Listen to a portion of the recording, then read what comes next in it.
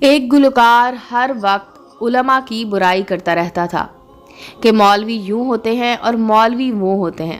ایک دن اس گلوکار کو کوئی بابا جی مل گئے۔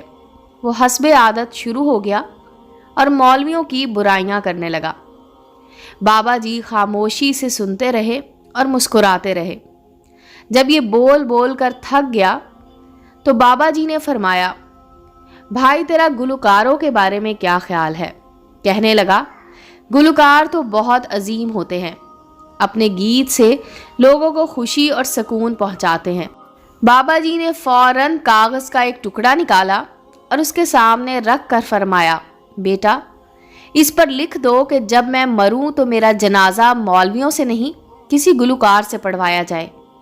یہ سنتے ہی وہ حواس باختہ ہو گیا اور کہنے لگا، نہیں نہیں، یہ تو ممکن نہیں ہے۔